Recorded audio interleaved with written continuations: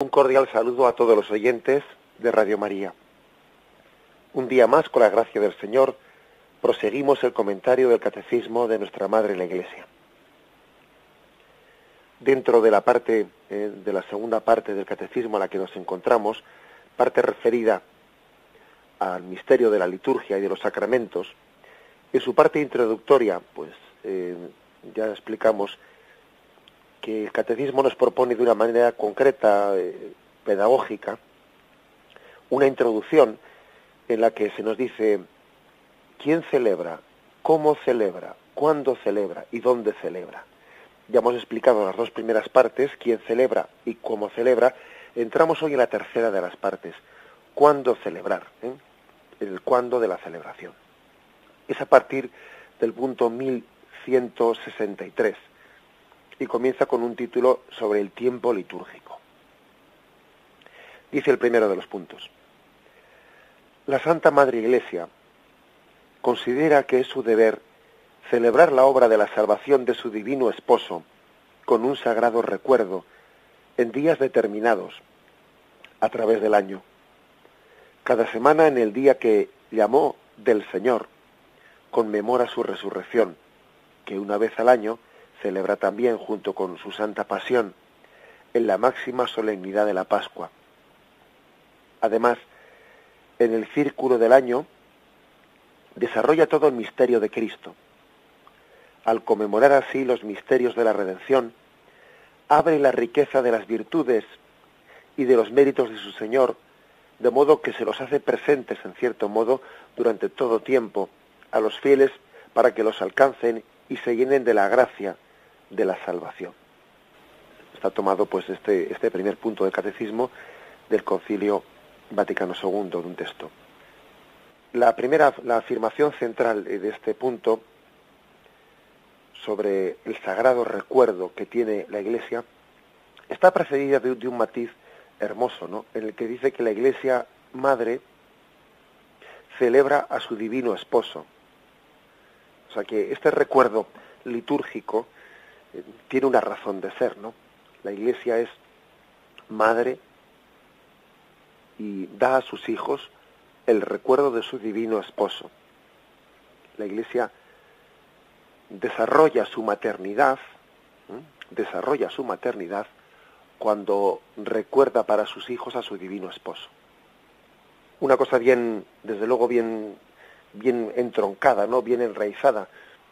Una madre para prodigarse con sus hijos no es una buena madre, no es una buena madre la que se olvida de su esposo y se dedica a atender a sus hijos, que eso a veces ocurre, ¿no?, que las madres se vuelcan con sus hijos de una forma en la que parece que se olvidan del esposo, como que las necesidades perentorias de los hijos, el hecho de tener que atenderles sus necesidades, etcétera, pues puede conllevar el peligro, el peligro de que pierda un poco la madre su esponsalidad, porque el hecho de ser madre le ata tanto, pues le exige tanto, que casi pierde un poco su esponsalidad. Además, como se suele decir así un poco en plan de medio broma, a veces dicen las madres, bueno, al marido lo encontré en la calle, ¿no?, pero los hijos han salido de mí, como diciendo que le es más fuerte la relación que tiene con sus hijos que con el marido, ¿no? Bueno, esas son las formas imperfectas que tenemos los humanos de realizar la vocación que Dios nos ha dado. Pero esta imperfección no existe en la Iglesia. La Iglesia es madre, ejerce su maternidad con nosotros, haciendo memoria de su divino esposo. O sea, la Iglesia alimenta a sus hijos precisamente uniéndose a su esposo Jesucristo plenamente. Y ella no nos alimenta a los hijos con otra cosa distinta de lo que recibe de Jesucristo. Si no estuviese continuamente recibiendo de Jesucristo, no tendría qué alimento dar a sus hijos. O sea que aquí no se puede contraponer para nada pues esas dos dimensiones, ¿no?, la de ser la Iglesia porque es esposa de Jesucristo, puede alimentar a sus hijos. ¿Y de qué les alimenta? Pues del recuerdo de su esposo Jesucristo. Pues eso es de la memoria viva de su esposo Jesucristo. Es un matiz importante, y hay que decir que la Iglesia tiene, dice aquí, memoria viva. La liturgia es memoria viva de Jesucristo. Existen memorias que no podemos calificar de vivas, que son memorias que no trascienden el pasado, que se han quedado en el pasado y que a nosotros a veces nos retrotraemos a aquel pasado, las recordamos y luego volvemos al presente y nos olvidamos de ellas. No es así. La Iglesia tiene, por el don del Espíritu Santo en su liturgia, la capacidad de hacer memoria viva. Memoria viva. Esta memoria viva lo que hace es abrir las virtudes de Jesucristo, sus méritos, a sus hijos. En este momento los hace presentes. Abre el tesoro de sus virtudes, de sus méritos, los hace presentes. ¿Eso cómo puede ser? Hombre, pues claro, el secreto está en la resurrección, claro. Porque es que ese esposo, del cual está haciendo memoria viva, no es una cosa del pasado, es que en este momento ese esposo está vivo y glorioso sentado a la derecha del Padre. Por eso esos tesoros de los que va a hacer memoria viva a sus hijos, claro, pueden ser dispensados porque están perfectamente presentes en este momento delante de Dios, perfectamente presentes. Entonces dice que la Iglesia tiene una memoria viva y un sagrado recuerdo.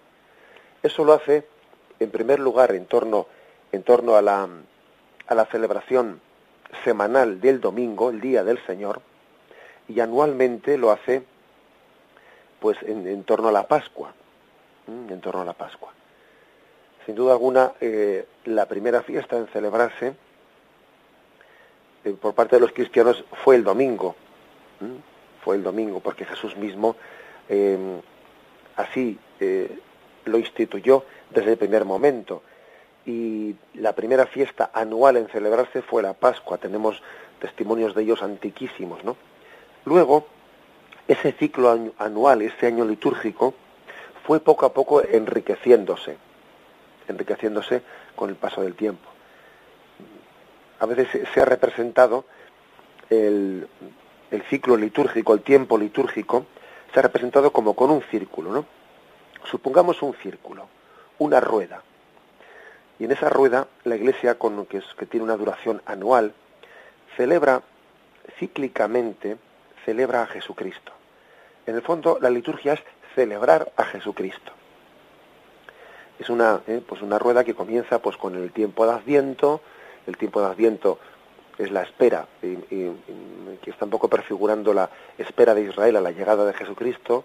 Llega después las Navidades, después de las Navidades que terminan con el bautismo, el Día del Señor, unos domingos del tiempo ordinario, y comienza con el miércoles de ceniza la Cuaresma, tiempo de preparación a la Semana Santa que inaugura la Pascua que se concluye con Pentecostés, y después comienza el tiempo ordinario, en el que recordamos la vida pública de Jesucristo, terminando con Cristo Rey, que es el culmen del año litúrgico, Cristo que reina desde el cielo. Y vuelve de nuevo la Iglesia, a comenzar la celebración del año litúrgico. Es una celebración, un ciclo. ¿Por qué lo reiteramos?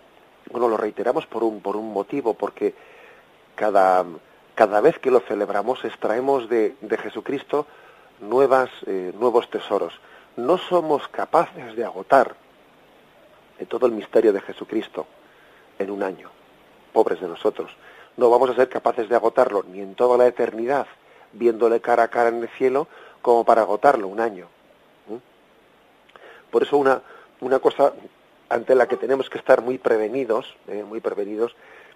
es de una percepción superficial de lo que es conocer a Jesucristo. No es lo mismo conocer superficialmente que conocer interiormente. San Ignacio de Loyola pedía en sus ejercicios espirituales: danos, Señor, el conocimiento interno de Jesucristo. Y esto se ve muy claramente en la liturgia. Porque uno, por ejemplo, pues va este domingo a la Santa Misa y escucha pues el Evangelio del día del Corpus, ¿no? Pongamos este ejemplo. Dice, sí, yo soy el pan de vida, sí, el que coma sí, ese ya me sé yo ese Evangelio.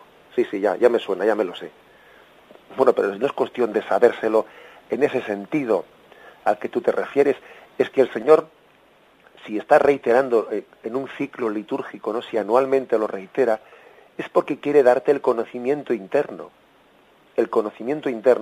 del amor de Dios que entregó su vida y perpetuó esa entrega en la Eucaristía.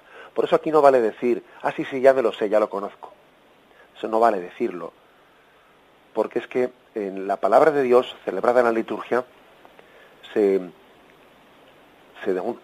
concretiza, se personaliza, pues en un conocimiento más estrecho, más profundo, en una amistad de gracia, siempre nueva, siempre renovada. Si algo cabe decir es que en la vida de gracia, la vida de amistad con el Señor, no cabe vivir de las rentas. No cabe vivir de las rentas. No, en la fe no se puede vivir de las rentas. Como esas personas que dicen, no, yo de pequeño ya fui a muchas misas. Ya tengo bastante con aquello. Y dice uno, bueno, este no ha entendido nada. No ha entendido nada porque la verdad es que en la vida de gracia no se puede vivir de las rentas. ¿Por qué, por lo tanto, el año, la liturgia, tiene ese sentido cíclico de semana tras semana volver a celebrar el Día del Señor, o año tras año volver a repetir, no a comenzar allá en el Adviento, el año litúrgico? Pues porque el misterio de Dios es infinito, nosotros somos limitados. Recuerdo que no hace mucho, pues una oyente hacía una pregunta interesante de por qué, si el misterio de Cristo, si la redención de Cristo es infinita y se está ofreciendo por un difunto, ¿por qué hace falta ofrecer más de una misa por un difunto? ¿Por qué no vale con una? Si Cristo se entregó en la cruz por esa persona, ¿por qué se reitera, no? ¿Por qué hacemos bien? La explicación es sencilla, es decir, Cristo se entregó una sola vez por nosotros, ¿no? Él no necesita volver a entregarse, se entregó una sola vez. Ahora bien, nosotros, como nuestra capacidad de recepción es limitada, no somos capaces de recibir ese tesoro de gracia todo de una vez, ¿no? Es como el misterio del embudo, ¿no? Por un lado es muy ancho, sí, pero por el otro lado es muy estrecho, es muy estrecho, y entonces si tú echas si echas 30 litros, pues van a desbordar el embudo. El embudo necesita tiempo, porque tu capacidad de tragarlo por el lado, por el cuello más estrecho, pues es muy limitada. Bueno, pues ese es el motivo por el que la Santa Misa, de nuevo, es celebrada. Ese es el motivo por el que el ciclo litúrgico se reitera, porque nos necesitamos empapar del amor de Cristo manifestado en toda en todo el misterio de la liturgia. Nos necesitamos empapar de él.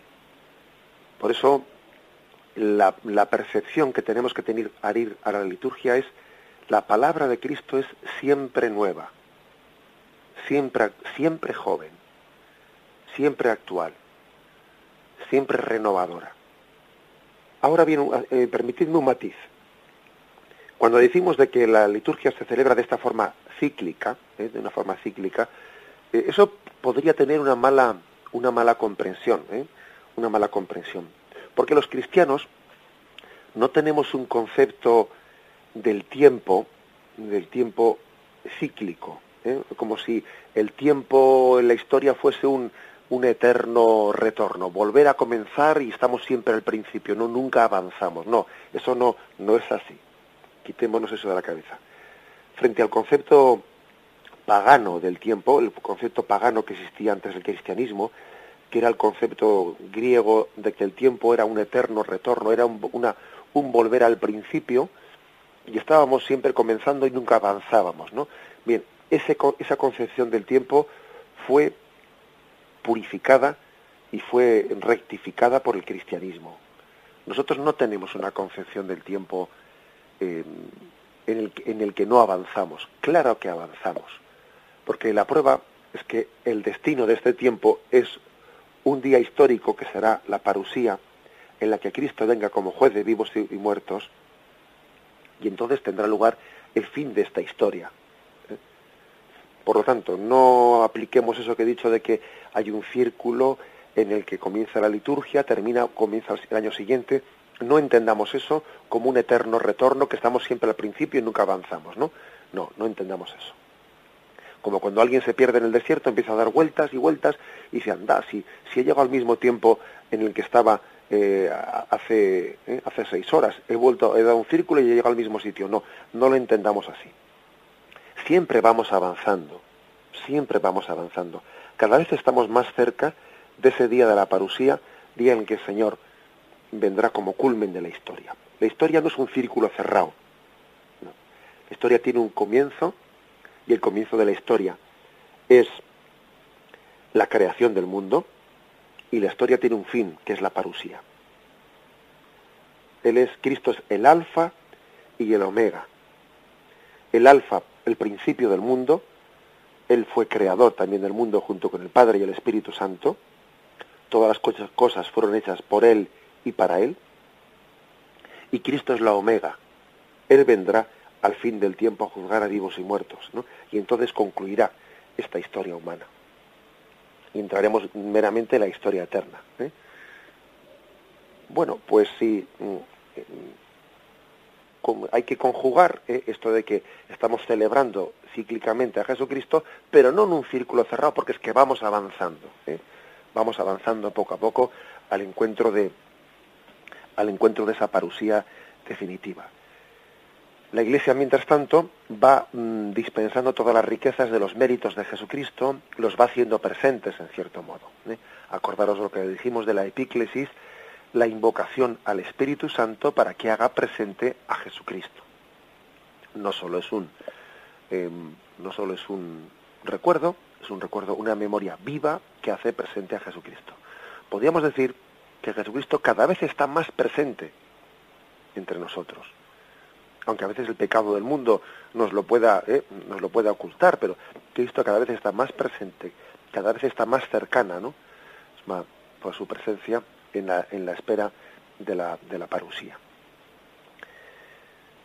Completamos de esa forma este primer punto, que como vais a ver, pues está complementado en el siguiente, en el 1164. El punto 1164 dice así: el pueblo de Dios, desde la ley mosaica, tuvo fiestas fijas a partir de la Pascua, para conmemorar las acciones maravillosas del Dios Salvador, para darle gracias por ellas, perpetuar su recuerdo y enseñar a las nuevas generaciones a conformar con ellas su conducta.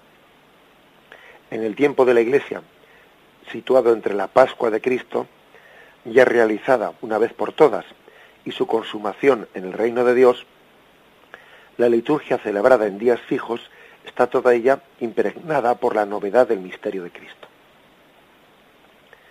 Es decir, que ya la Iglesia cristiana, los primeros cristianos, habían aprendido, en cierto sentido, esta forma de celebrar, de conmemorar las acciones maravillosas del Señor del pueblo de Israel. A partir del acontecimiento de la Pascua, a partir de la salida de Egipto, pues comienzan esas celebraciones. Antes de la Pascua existían esas celebraciones. Bueno, algo podría o debería de existir. La prueba es que le habían dicho, que le dicen al faraón de Egipto, que le dé permiso a los esclavos para salir al desierto para ofrecer un sacrificio a Yahvé. Luego, alguna costumbre ya existía antes de hacer algún tipo de celebraciones. Le habían pedido permiso al faraón, que él no les concede, de salir a ofrecer un sacrificio al desierto y tal. Bueno, pero sí que es verdad que a partir de esa salida de Egipto se establece como una necesidad, ¿no? Una obligación, necesidad al mismo tiempo de hacer memoria de aquel acontecimiento de salvación. Además, recordad cómo está tan instituido, y celebraréis la Pascua de esta forma, toda la familia reunida, cogeréis un cordero, etcétera, etcétera. Es decir, el pueblo de Israel hacía una memoria de aquel acontecimiento. Entonces el niño le preguntará al padre, padre, ¿qué celebramos esta noche? Y había todo un ritual en el que el niño preguntaba al padre, y el padre o sea, los judíos lo siguen celebrando, ¿no? Y el padre le responde al hijo, hijo, en este día Yahvé nos liberó de Egipto, etcétera, ¿no? Comienza pues el pueblo de Israel a celebrar pues de esta manera los acontecimientos de salvación. Jesucristo no hace caso omiso de eso, o sea, sino que echando mano de las propias fiestas del pueblo de Israel, él instituye las fiestas de la nueva alianza, muchas veces en los días señalados por la antigua alianza. Y así el Jueves Santo, la institución de la Eucaristía, tiene lugar dentro de la celebración de la Pascua del Antiguo Testamento, de la salida de Egipto, y así pues el día de Pentecostés tiene lugar dentro de la celebración de la alianza en el monte Sinaí, etcétera. O sea que ya era de gran ayuda la forma celebrativa que tenía el pueblo de Israel, pues para que nosotros pudiésemos todavía darle pleno sentido en Jesucristo. El pueblo de Israel, ¿por qué hacía esto? Dice, por las siguientes cosas: para conmemorar las acciones maravillosas, para darle gracias por medio de ellas, para perpetuar su recuerdo y para enseñar a las nuevas generaciones a conformar su vida con ellas. O sea, es decir, 4 finalidades se dan aquí. Conmemorar, el hombre necesita un recuerdo. Cuando alguien pierde sus raíces, que es lo que está pasando a esta Europa nuestra, que es una Europa que pierde sus raíces culturales y religiosas, ¿no? Cuando se pierden las raíces, pues bueno, pues se seca el árbol rápidamente. Por lo tanto, necesitamos conmemorar, sentirnos también orgullosos, en el buen sentido de la palabra, ¿no?, de nuestras raíces. Y eso se necesita conmemorar. El entonces cardenal Ratzinger, antes de su pontificado, decía él que lo que le pasa a Europa en este momento es que tiene una especie de complejo en el que se avergüenza de sí misma, se avergüenza de sus raíces, ¿no? Y claro, eso es una especie de suicidio espiritual. Cuando alguien se avergüenza de sus raíces, no quiere reconocer sus raíces, ¿no?, quiere borrarlas, bueno, pues esa persona, el que no tiene pasado y quiere olvidarse de su pasado, bueno, es difícil que tenga un presente fuerte. Vendrá cualquiera de fuera que está muy orgulloso de su pasado y le comerá porque si nosotros únicamente pretendemos pues levantar una Europa fundada en un gran supermercado, en un supermercado con mucho dinero, pero no tenemos unas raíces de las que conmemorar, unas raíces de las que sentirnos sanamente orgullosos, no, pues verdaderamente estamos condenados al fracaso. Por eso dice aquí, lo primero es motivos, ¿no?, por el tener estas fiestas. Dice, primero, conmemorar. Segundo, dar gracias por ellas. Bueno, el hombre también vive del agradecimiento a Dios por todos los bienes o sea, caer en cuenta de que Dios no nos ha dejado de la mano y ni nos dejará. Entonces decimos, damos gracias al Señor. Tercero, dice aquí, para perpetuar su recuerdo. Es decir, sí, no se trata únicamente de un hecho del pasado, sino que lo perpetuamos. Lo acontecido entonces tiene lugar también ahora. Cristo sigue entre nosotros. Y por último, el cuarto punto, para conformar nuestra conducta, la conducta de las nuevas generaciones con aquel recuerdo. Pues uno, por ejemplo, recordando la salida del pueblo de Israel de Egipto, pues recuerda el valor de Moisés, de cómo se ponía delante del faraón, superando el miedo de que le descuartizase, etcétera, etcétera. Es decir, son 4 aspectos, ¿no?, de por qué memoramos, de por qué tenemos esta forma de memorar. porque conmemoramos el pasado, tenemos unas raíces en el pasado, porque damos gracias a Dios por su presencia entre nosotros, porque perpetuamos esa presencia al hoy también, y por último porque estamos conformando nuestra conducta a la de esas acciones virtuosas que se están recordando. 4 aspectos, pues 4 motivos para celebrar, tanto Israel como nosotros, para celebrar en la liturgia los acontecimientos de salvación. Bien, tenemos un momento de reflexión y vamos a continuar con el siguiente punto.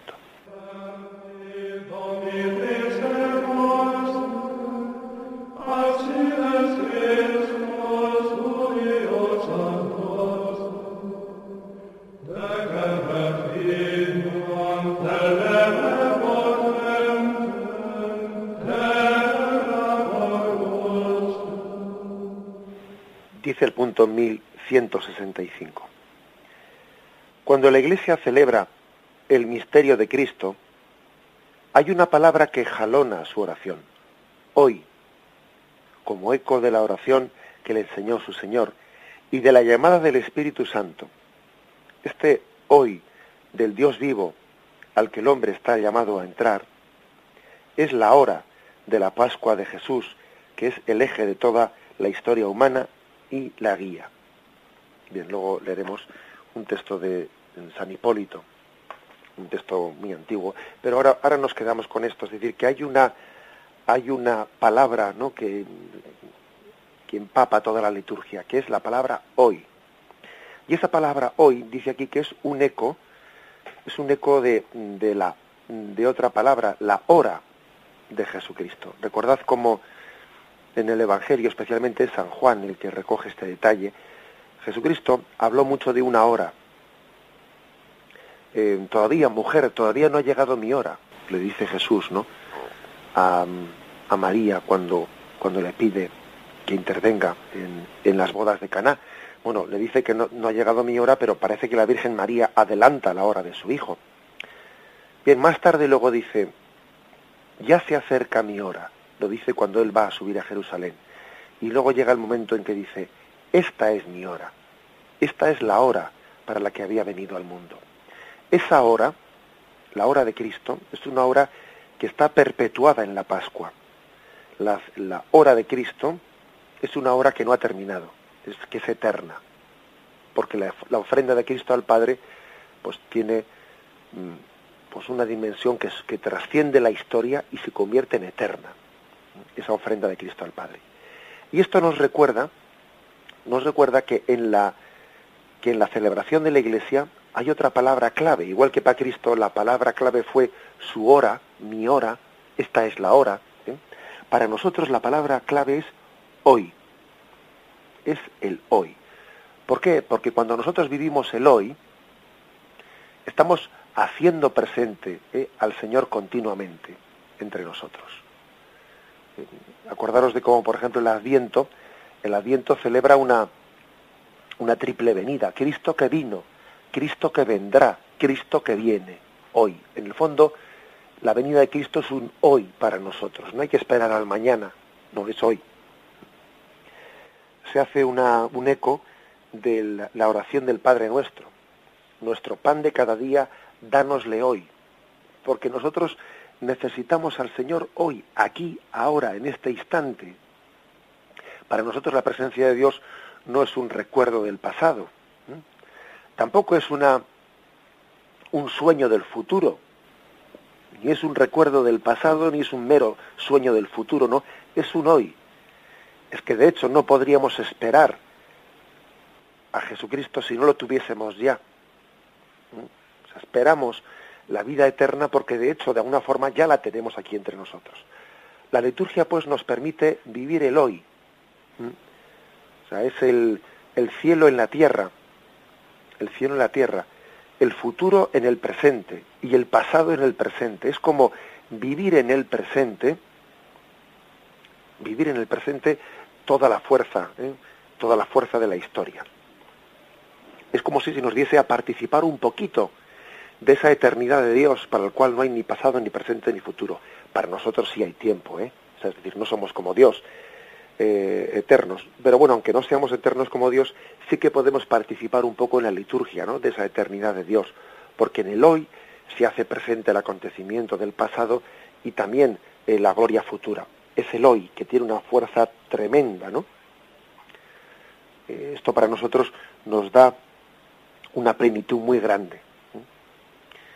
Tenemos que trascender, fijaros, de tener una espiritualidad del hoy. ¿Qué quiero decir con esto? Pues quiero decir que dice uno, pues el pasado lo arrojo a la misericordia de Dios. El futuro lo confío a su providencia. Y solo me quedo con el tiempo presente, con el hoy, me quedo con el hoy para vivirlo con intensidad de amor. Esta es la espiritualidad cristiana, no la que está siempre viviendo de recuerdos, ay, aquello que ocurrió, aquello que pasó, aquello... Bueno, vive el hoy. Tampoco viviendo de sueños del futuro, ¿no? Ay, si ocurriese esto, ay, si lo otro, ay, si viniese mi hija, no sé qué, ay, si lo otro... Vive el hoy. Arroja el pasado a la misericordia de Dios.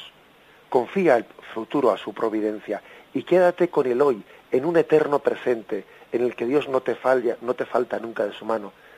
Porque a veces, por la melancolía del pasado, por las preocupaciones del futuro, dejamos de vivir el hoy como un eterno presente en el que Dios te quiere dar a la mano y tú la tienes ocupada mirando, poniendo la mano y mirando, echando la mano en el arado y mirando atrás, o demasiado preocupado por mirar el calendario los días que vienen.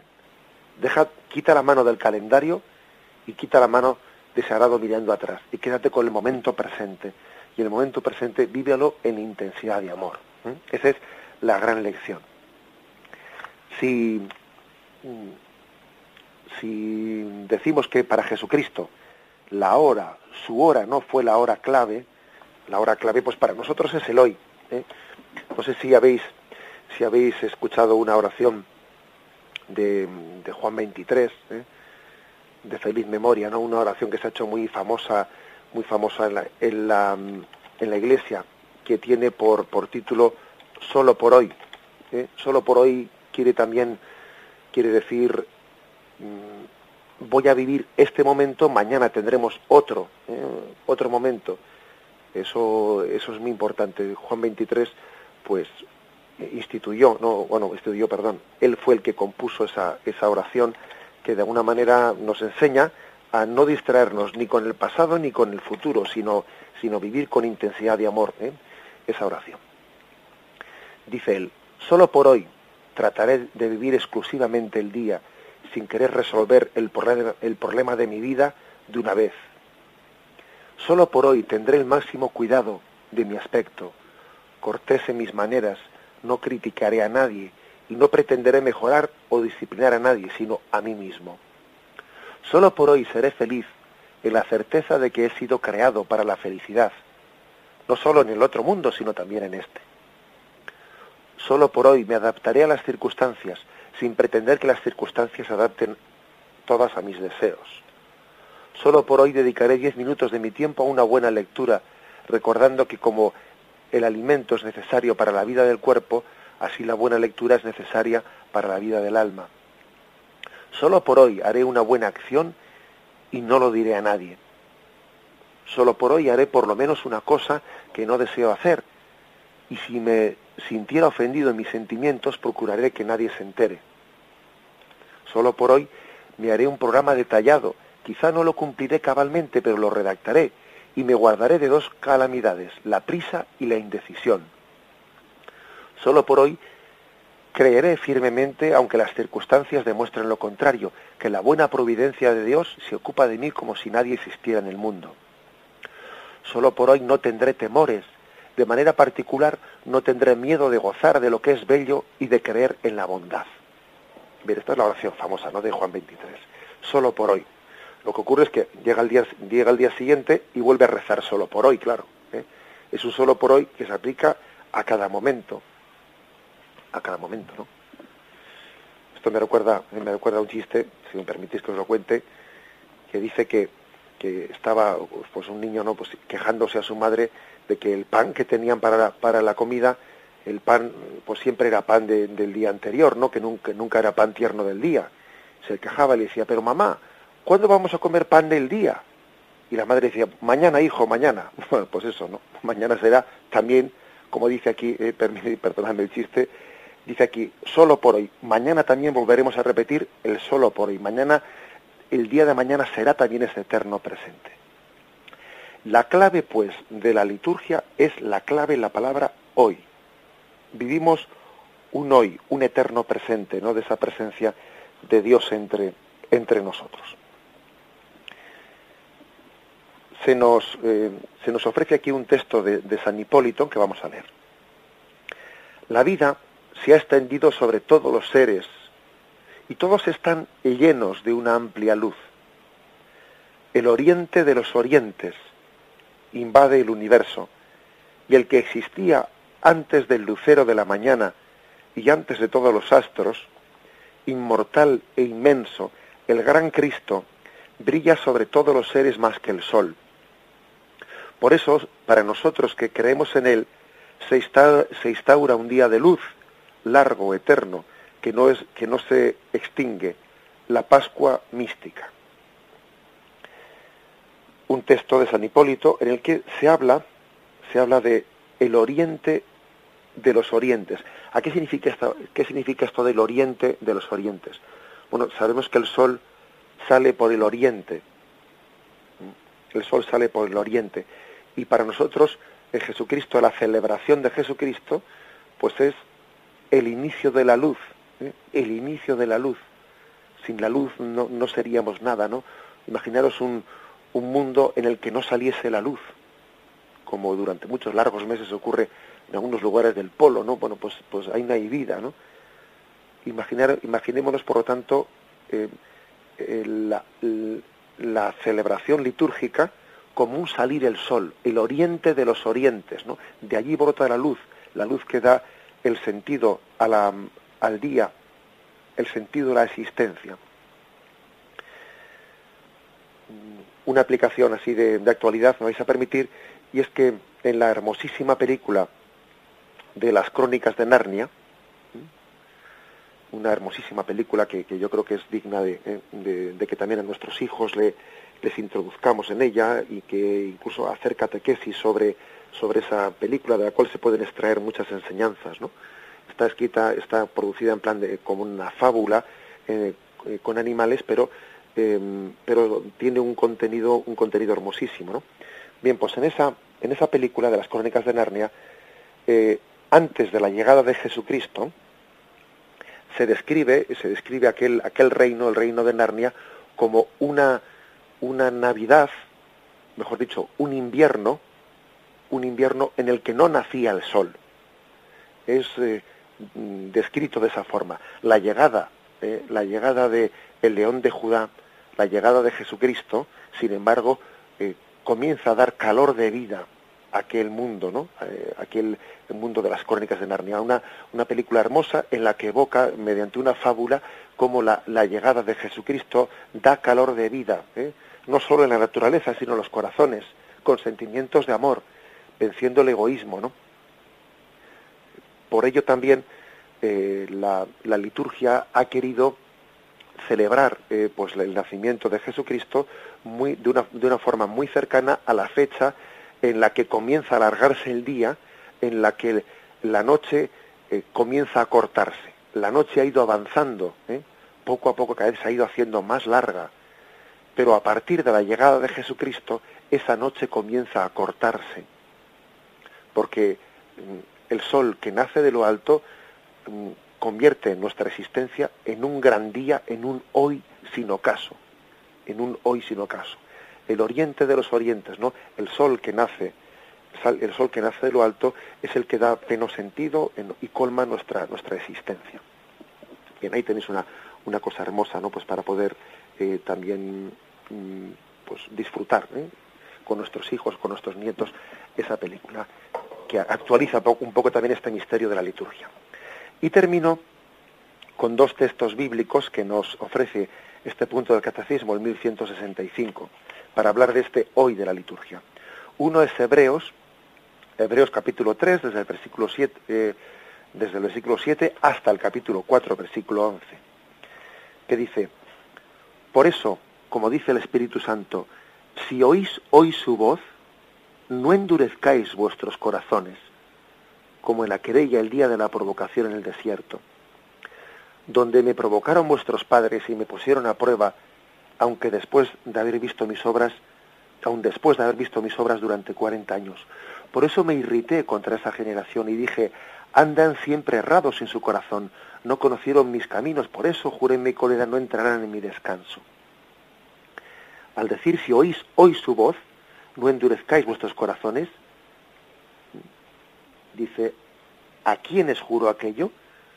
Así vemos que no pudieron entrar por su incredulidad. Estoy resumiendo un poco el texto. Por lo tanto, la afirmación clave, si oís hoy su voz, no endurezcáis vuestro corazón. La liturgia es un hoy, que nos preserva de ese mañana le abriremos, respondía, para lo mismo responder mañana. Vivamos el momento presente como un tiempo de gracia, como un momento de salvación. La liturgia es así. La liturgia es, hoy tú cuando asistas a la Santa Misa, cuando la escuches desde la radio, vas a vivir un hoy que es hacer presente en este momento la eternidad. No endurezcas hoy tu corazón, arroja el pasado a la misericordia de Dios, confía el futuro a su providencia y vive el momento presente, ese hoy de gracia que es irrepetible. Bien, nos quedamos en esta reflexión y me despido con la bendición de Dios Todopoderoso. Padre, Hijo y Espíritu Santo descienda sobre vosotros. Alabado sea Jesucristo.